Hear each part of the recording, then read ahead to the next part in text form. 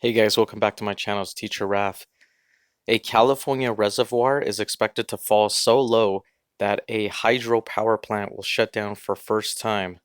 This was published June 17, 2021. It's getting crazy. This whole extreme drought, extreme heat, water in a key California reservoir will fall so low this summer that its hydroelectric power plant will be forced to shut down for the first time, officials said Thursday, straining the state's already taxed electric grid. An unrelenting drought and record heat, both worsened by the changing climate, have pushed the water supply at Northern California's Lake Oroville to deplete rapidly. As a result of the alarming levels, officials will likely be forced to close the Edward Hyatt power plant for the first time since it opened in 1967. California Energy Commission spokesperson Lindsey Buckley told CNN the water in Lake Oroville, the state's second largest reservoir, is pumped through underground facilities to generate electricity, which can power up to 800,000 homes when operating at full capacity. While the water level in the reservoir is currently hovering around 700 feet above sea level, if it continues to fall at the currently projected rate to 640 feet, there will not be enough water to continue operating the Hyatt plant in 2 to 3 months, coinciding with the typical peak of the summer heat and wildfire season.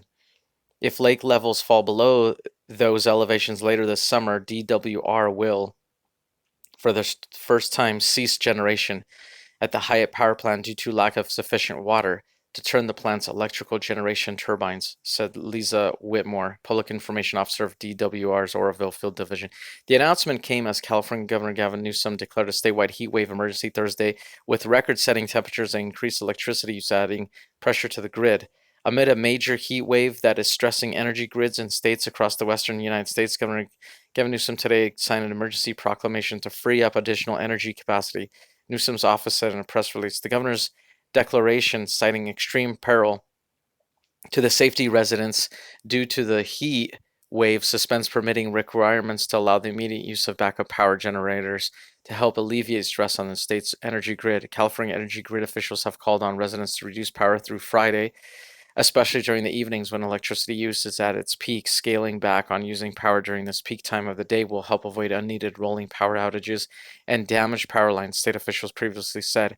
As of 2018, hydropower plants generate around 13% of the state's electricity. Hyatt Power Plant is the fourth largest hydroelectric energy producer statewide, according to the state's Energy Commission. Due to the already low water supply at Lake Oroville, the plant's output has been reduced to 20% of its total capacity, and officials have relied on other facilities to avoid major power interruptions to homes and businesses, Whitmore said. A similar situation was playing out at the Hoover Dam, which forms Lake Mead, the United States' largest reservoir, and produces enough electricity for nearly 8 million Americans, where record low water levels have reduced energy capacity by roughly 25%. A hydroelectric power plant downstream of the Hyatt facility in California will also operate at reduced levels this summer despite increased power demands during the typical summer peak, Whitmore said. In addition to encouraging power saving measures, officials statewide are urging Californians to reduce their water consumption as much as possible during the hot summer months ahead. They recommend curtailing water use by taking shorter showers, fixing leaks at home, planting drought-tolerant trees, and reduce watering home landscapes. Some officials in Northern California have already taken a stricter approach by declaring a water shortage emergency and issuing mandatory water restrictions that are punishable by fines for noncompliance.